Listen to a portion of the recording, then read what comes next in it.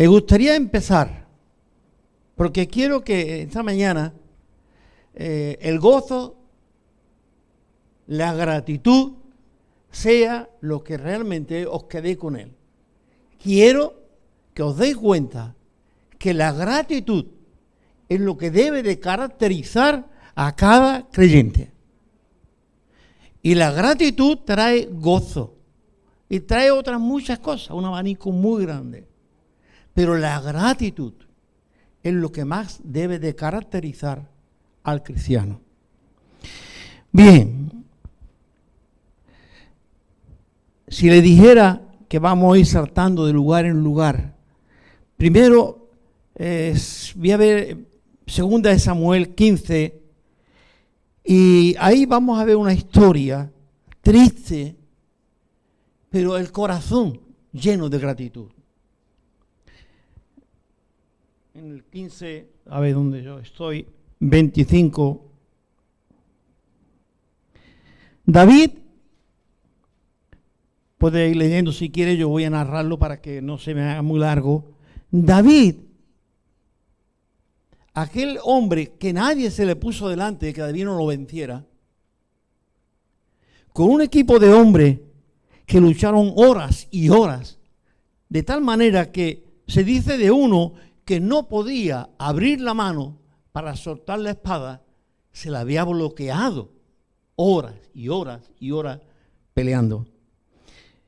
Su hijo Absalón, el hijo, la oveja negra de la familia, le viene a atacar a su padre, quitarle el trono a su padre.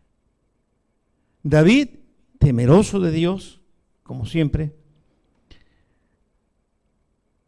habla con su séquito, con su familia, y se salen quizá por la puerta de atrás y se van al desierto. No quiere hacerle frente a su hijo. No quiere crear una guerra civil en Jerusalén. No quiere que en Jerusalén muera miles de personas que pueden morir si él con su ejército de valientes se enfrenta a Absalón, su hijo que venía un poco desquiciado. Y dice el texto, que me gustaría que lo viera por ahí, a ver si me paro donde yo quería. Al rey le acompañaba, y digo también aclarando esto, que le acompañaba a los sacerdotes, los levitas, y se llevaron el arca del pacto. Y llegado un momento, David le dice a ellos, coger el arca y volver a Jerusalén y ponerla en el santuario. Porque si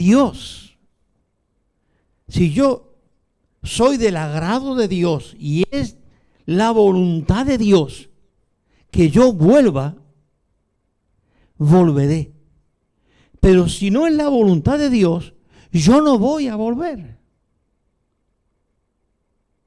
Quédense con esto. Todo un rey, un emperador en aquella zona, porque no había un rey que le hubiese hecho frente, que David no lo hubiese vencido. Él ahora huye, no huye. Se va a la retaguardia por no enfrentar y crear una guerra civil en Jerusalén. Pero se acuerda de que Dios está en el control. Yo no iba a estar en el trono, pero Dios sigue en el trono. Así que si hay, tengo que volver, volveré e iré al santuario y adoraré y veré el arca. Qué sometimiento a la voluntad de Dios.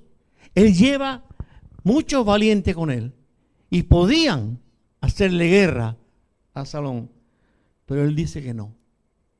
Bien, con esto me lleva a que hay un hecho que me gustaría que lo pudieran ver, si un día tenéis un mapa por ahí de Palestina o en el YouTube se encuentra. Es decir, en el verso 25, creo que es, no, vamos al 30, y dice, David subió las cuestas de los olivos y la subió llorando, llevando la cabeza cubierta y los pies descalzos. es un detalle que parece que no nos damos cuenta, pero Cuesta de los Olivos es el monte de los Olivos. Es el Getsemaní. Y lo subió llorando con su cabeza cubierta y sus pies descalzos. ¿Qué tiene que ver esto?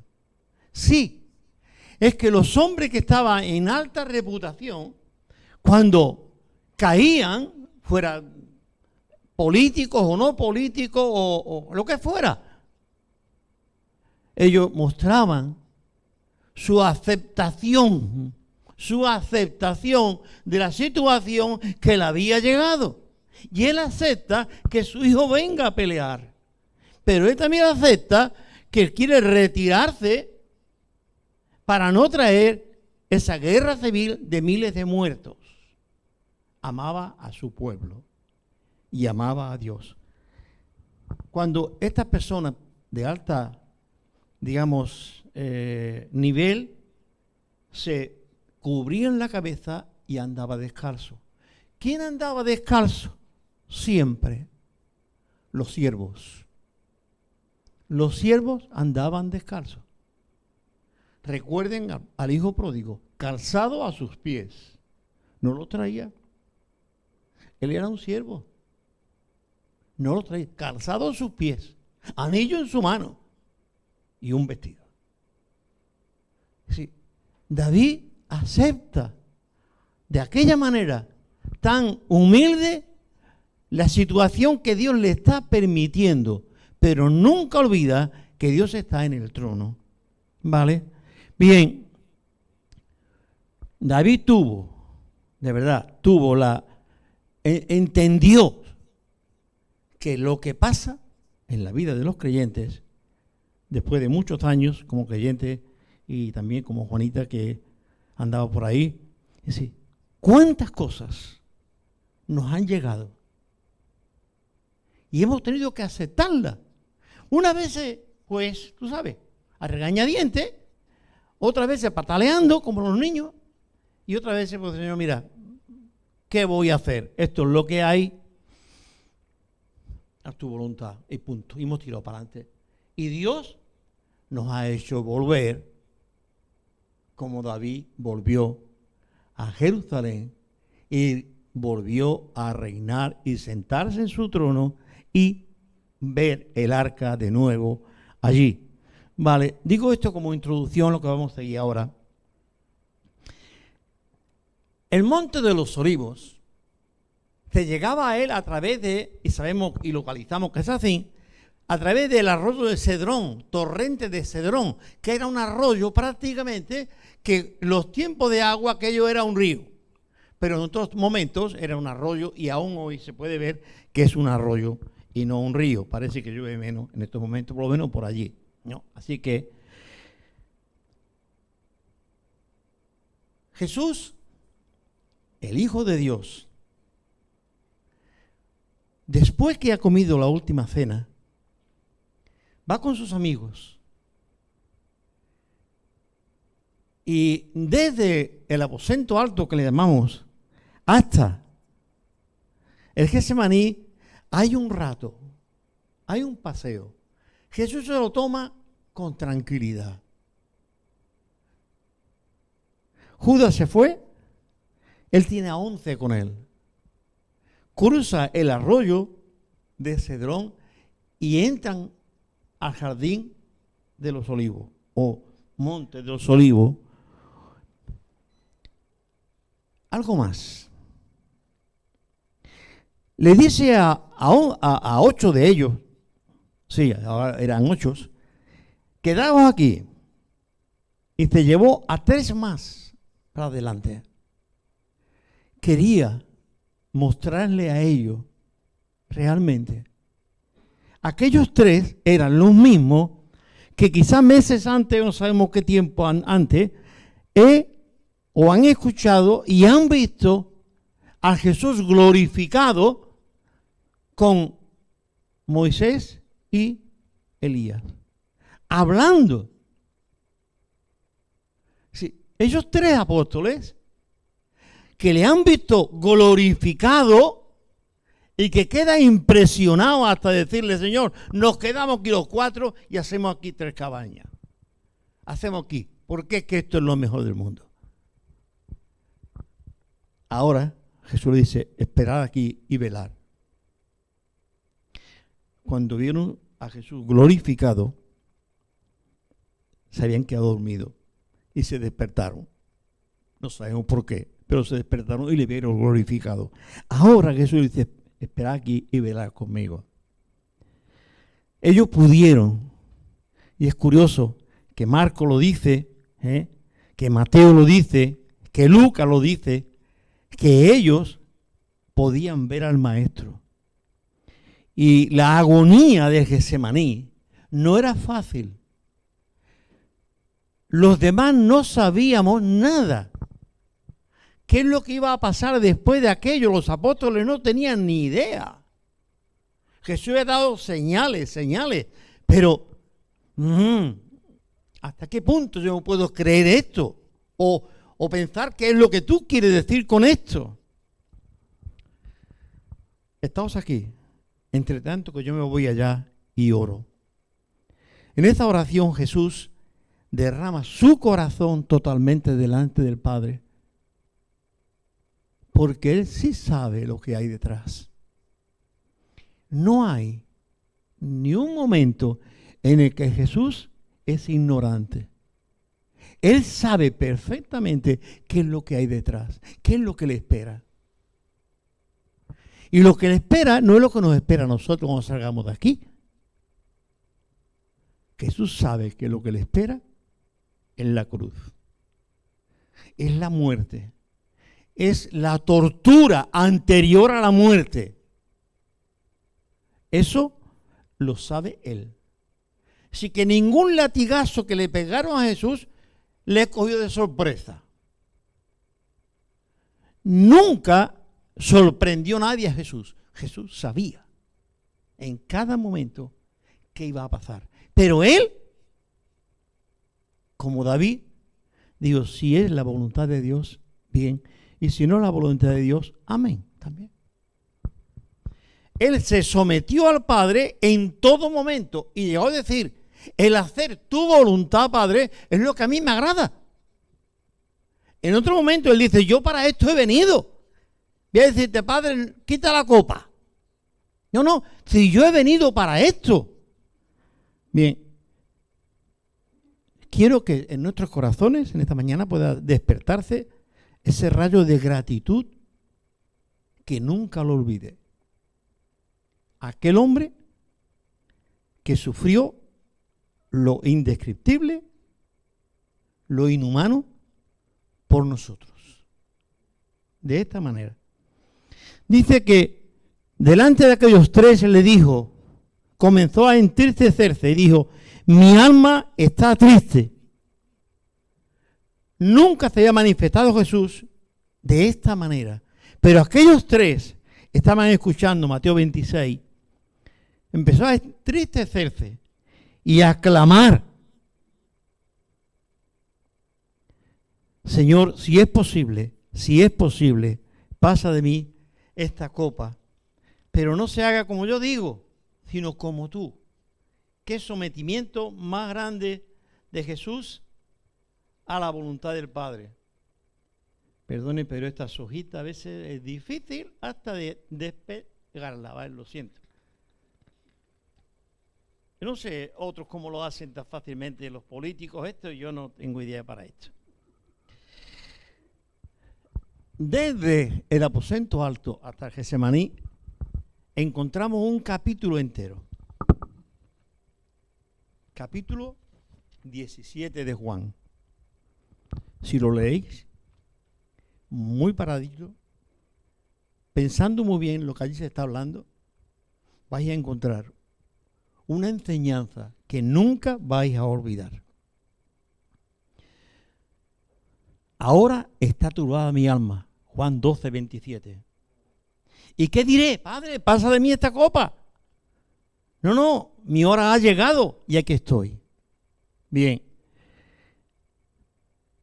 Desde el aposento alto hasta allí, Jesús instruye a sus discípulos de una manera muy interesante. Él va a hablar con su Padre. No está hablando con los discípulos. No le está diciendo nada a ninguno de ellos. Pero está delante de ellos hablando con el Padre. Bien, quisiera irme a otra parte, donde un hombre, Abraham, que ha tenido un hijo milagrosa, más milagrosamente no se puede esperar, cuando el chaval está ya pues en la adolescencia más o menos, le dice Dios a Abraham: coja a tu hijo, a ese, al de la promesa, y llévatelo a Moriah. Todos los comentaristas identifican a Moriah con el Monte de los Olivos, en aquella zona. No vamos ahora a concretar si era en el jardín en aquella zona. Y Abraham textualmente no dice nada. Simplemente se levanta muy temprano, le dice a su criado: prepara el burro, que vamos a irnos a hacer sacrificio a Jehová en Moriah. Se llevan 3 días de camino. Cargan el burro la leña, pone el fuego, el cuchillo, lo que hacía falta para el sacrificio. Y cuando llegan cerca, dice que Abraham vio de lejos la tierra de Moriah y le dijo al criado: atento con esto,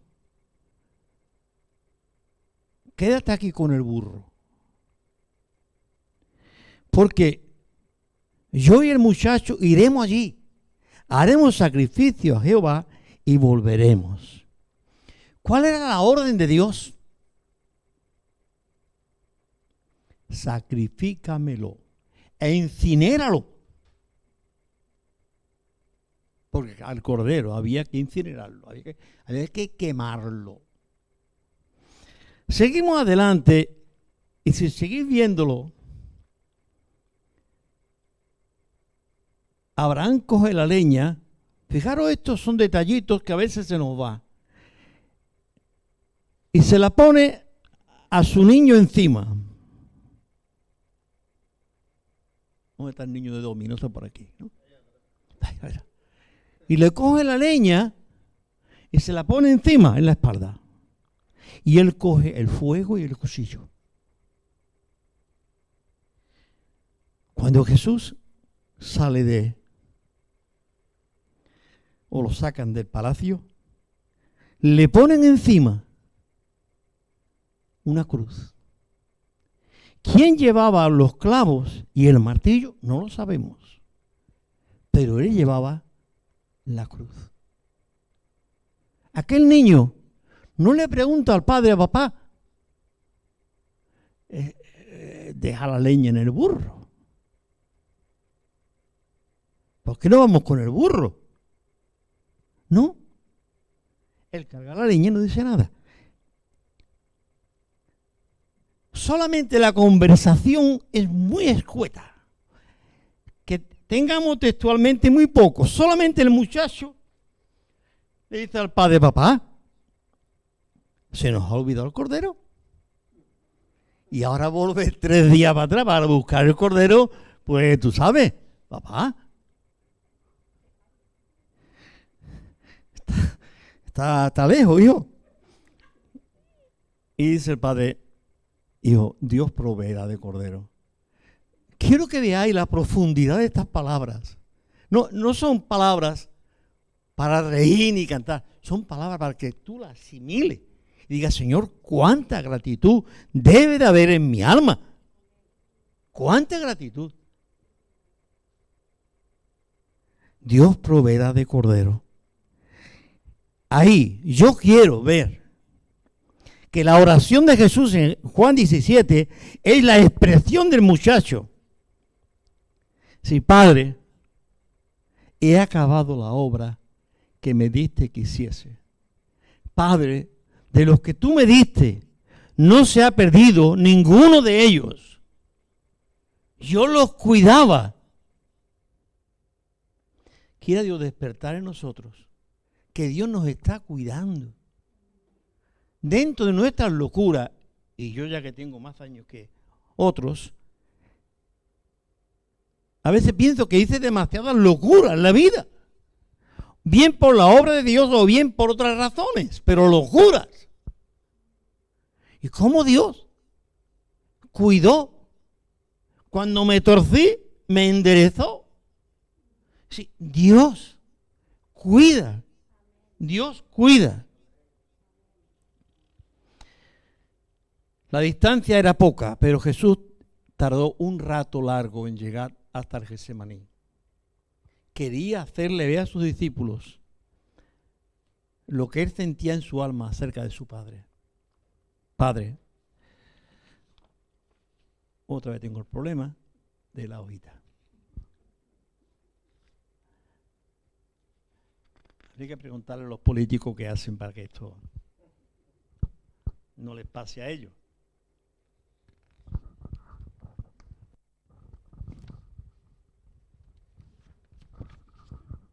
Lo siento, hijo, lo siento, ¿eh? Pero así somos de ingratos a veces nosotros. ¿Esperó el muchacho con el asno?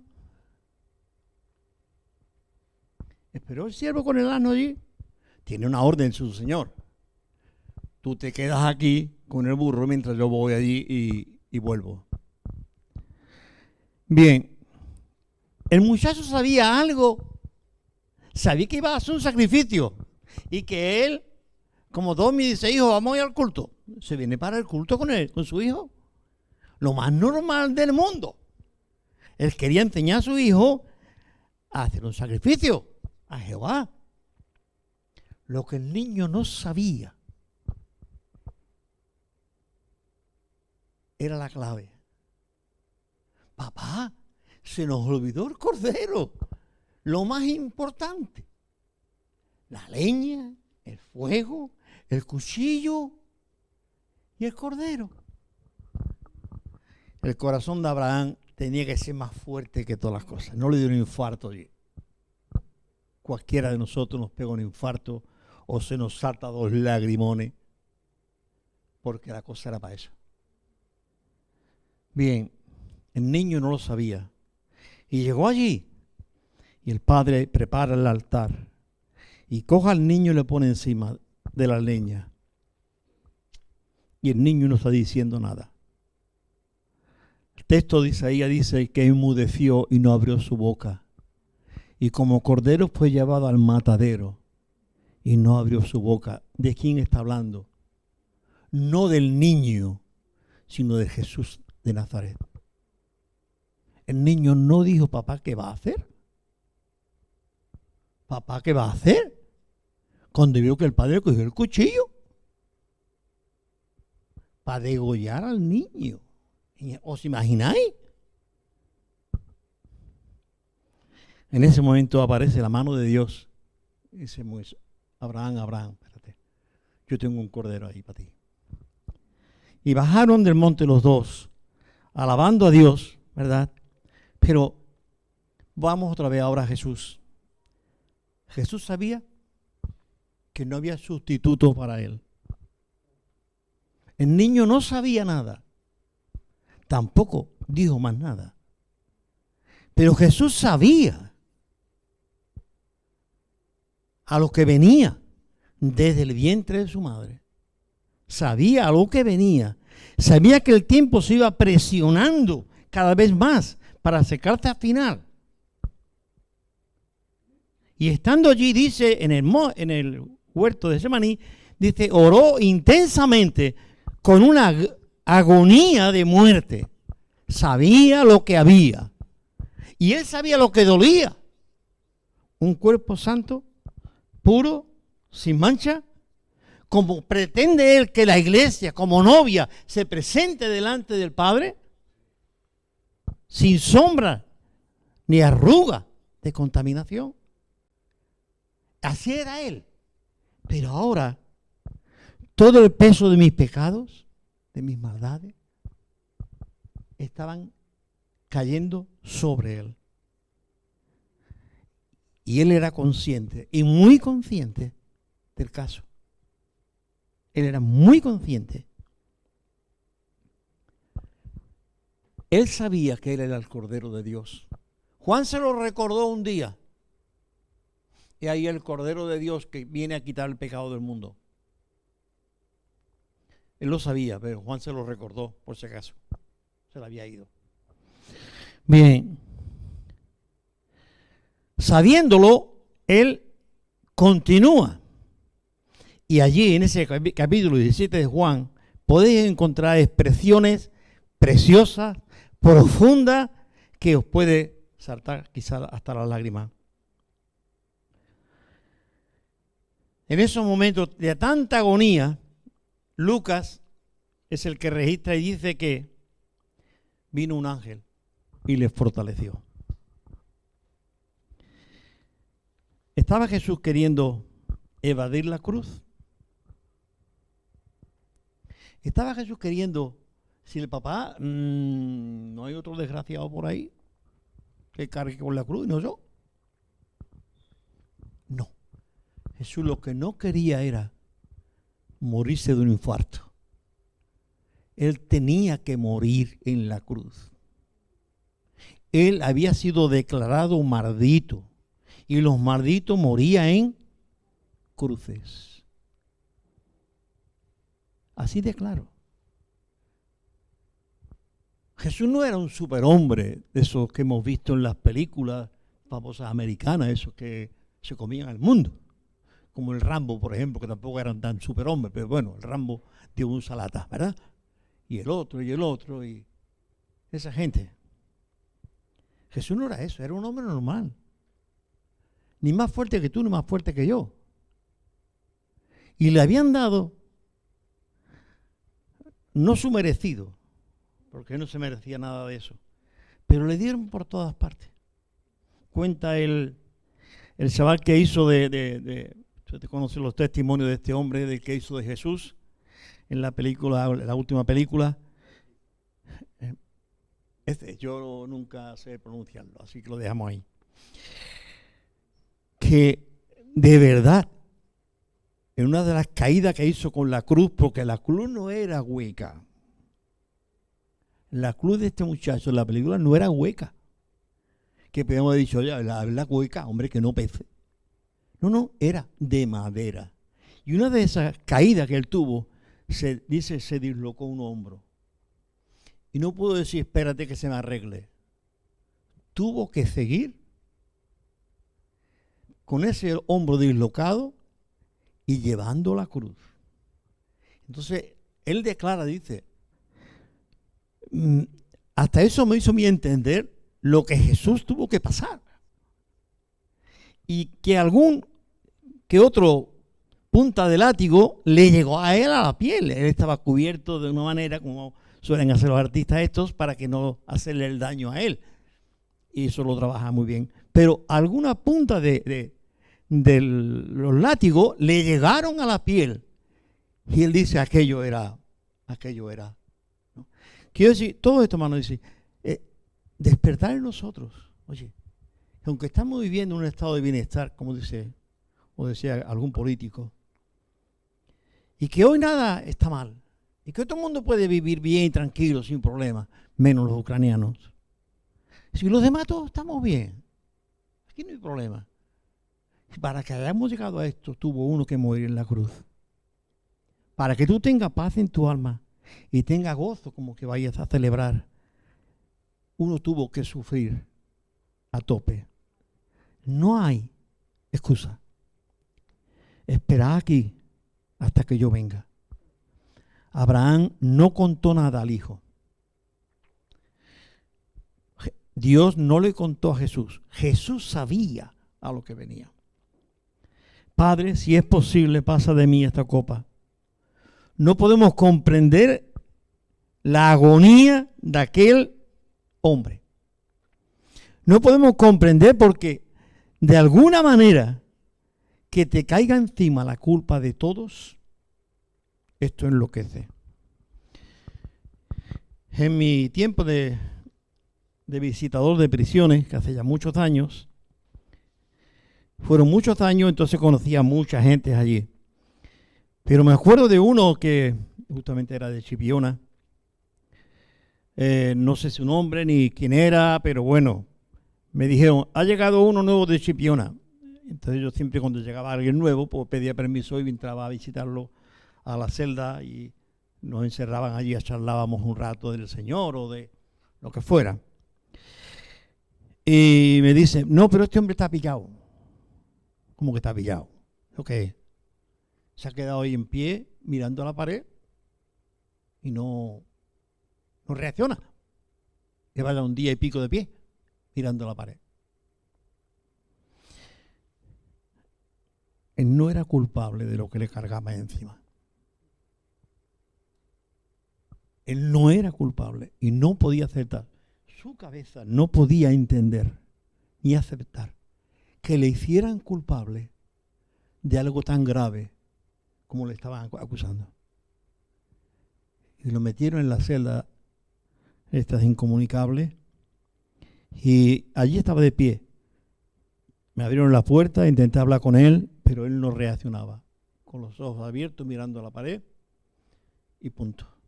No sé el tiempo que estuvo así, pero cuando yo fui a verlo, pues hacía un par de días que estaba ya en esa situación. Es decir, cuando te culpen de algo de lo cual tú tienes conciencia, y nosotros somos pecadores, que somos malos, cuidado, que nosotros tenemos una excusa siempre para culpar al vecino. ¿Vale? Jesús no tenía. O tenía toda la razón para decir, Señor y Padre, yo no he hecho nada, hombre. ¿Por qué me va a cargar a mí con todo esto? No. Él asume la responsabilidad. Él llega como el chavalito al altar, el padre lo pone encima y el niño no dice ni media. Jesús no dice nada.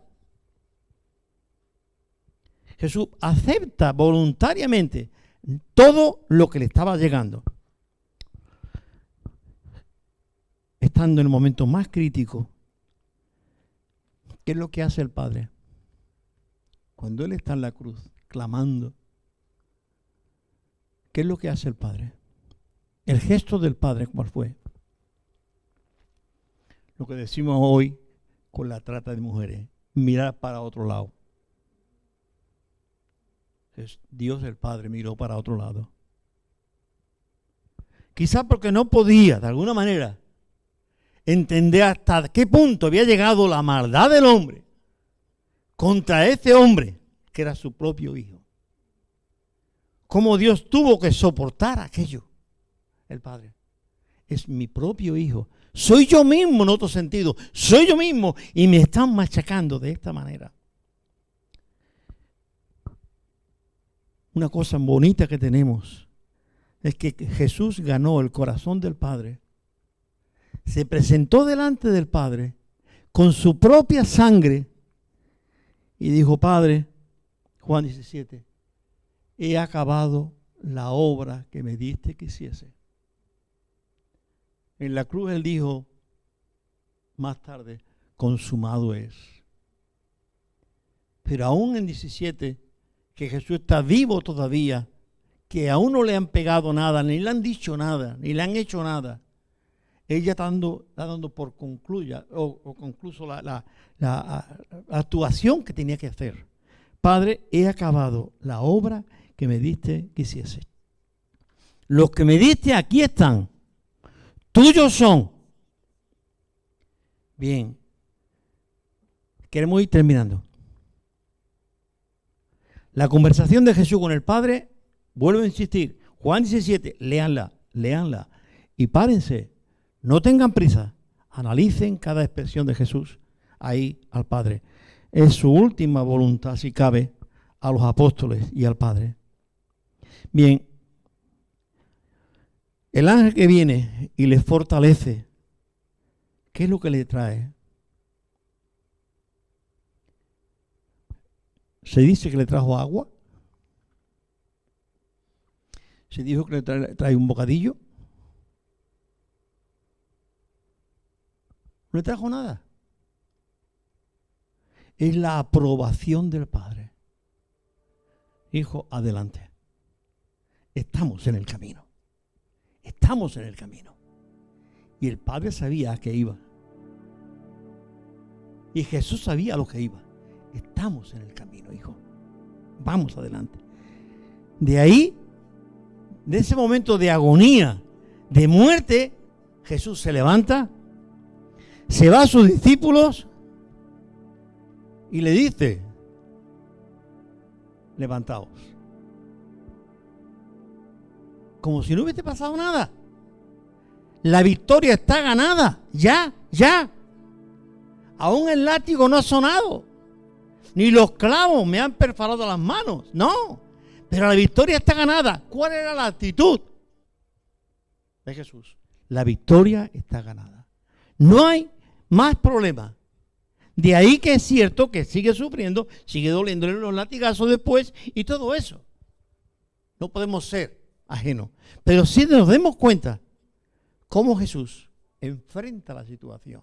Muchísimas veces, hermanos, nosotros tenemos que aprender esto. ¿Cómo enfrentamos las situaciones cuando nos llegan? A veces escondemos o volvemos la cara, pero no. Solo Lucas describe la agonía profunda de Jesús de tal manera que dice que llegó a sudar gotas como gotas de sangre, ¿no? Y eso es tremendo lo que realmente, y los médicos lo dicen, que esto puede ocurrir. Hice una vez un programa con 2 médicos hablándonos del tema este, y fue muy interesante porque es algo que puede ocurrir y se ha dado en más de una persona ya, aparte de Jesús, ¿no? No sé si aún me queda un poquito que decir. Cuando nosotros morimos, después, ¿qué es lo que nos queda? Está establecido que el hombre muera una vez y después, ¿qué dice el texto bíblico? Está establecido que el hombre muera una vez y después el juicio. Jesús tiene que enfrentarse ahora con el juicio de Dios, con la ira de Dios. ¿Sí? Por ser hijo de Dios, Dios no dijo: vale, ven que ya, pobrecito. Dice el texto bíblico que no escatimó ni aún a su propio hijo, sino que lo entregó. Gratitud, ese don que tenemos que cultivar. Lo entregó. Él se tenía que enfrentar ahora a la muerte. Es cierto que la muerte física llegaría con todo el dolor del mundo, y la otra, no sé si voy a decir un disparate, y dice en la carta a los hebreos, Pedro, el apóstol Pedro, dice que Cristo llegó a los infiernos, o eso me lo encuentro yo por ahí, me lo he perdido, me lo he buscado yo solo. Llegó a los infiernos y testificó allí. ¿Por qué tuvo que llegar al infierno? No para sufrir, sino para testificarle a cada uno de la realidad, de las promesas, desde Abraham, desde Adán y Eva, que las promesas de Dios se cumplen. Y aquí estoy. Y con esto estoy de alguna manera dando sentido a vuestra condenación. Estáis aquí porque no habéis creído en mí. Y de allí Jesús volvió. ¿Dónde tendría que ir yo si no fuera creyente después de muerto? Ahí, a ese lugar. Y ahí van a ir todos aquellos que no quieren creer en Jesucristo. Allí, pues allí donde tenía que ir los perdidos, los condenados, los malditos, allí fue Él. Y de allí salió con la victoria. Muerte, decía Pablo, o muerte, ¿dónde está tu victoria? Jesús venció la muerte. La física, porque luego resucitó, el Padre le resucita. Y la espiritual, porque salió de la tumba. Otro texto de la palabra dice: nadie me quita la vida, nadie me la quita, yo la pongo, literalmente. Hermano, me gustaría en estos momentos quizás inclinar nuestras cabezas y hacer una oración de gratitud a Dios. Yo creo que es bueno que cada uno en sus palabras pues le dé a Dios las gracias, porque todo lo que nos ha dado, todo lo que nos ha dado, todo lo que tenemos, todo lo que podemos disfrutar en el futuro, lo que nos quede, es porque Él y solamente Él aceptó ser el sustituto de nosotros. ¿Vale? Yo te quiero dar gracias, Padre, en nombre de esta congregación, mi Dios. Gracias porque no sea yo otro, según el libro del Apocalipsis, digno de abrir los libros, sino aquel Cordero con las marcas en sus manos y en sus pies y en su costado. Gracias, Padre, porque no te echó para atrás los látigos ni la tortura de aquellos romanos, ni el desprecio de aquellos líderes judíos. Señor, gracias, porque en ningún momento mostraste, sino debilidad, sino que miraste a Jerusalén con tu rostro fuerte, mirando adelante, sabiendo que allí estaba la victoria para el ser humano. Gracias, Padre, porque allí tú ganaste mi victoria y la victoria de mis hermanos. Perdónanos, mi Dios, nuestra ingratitud muchas veces.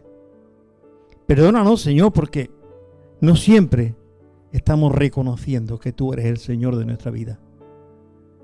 Perdona, mi Dios. Te damos gracias por el perdón tuyo, porque la sangre de Jesucristo, el Hijo de Dios, nos limpia y nos ha limpiado de todo pecado. En tu Hijo amado te lo pedimos y te damos las gracias. Amén, Padre.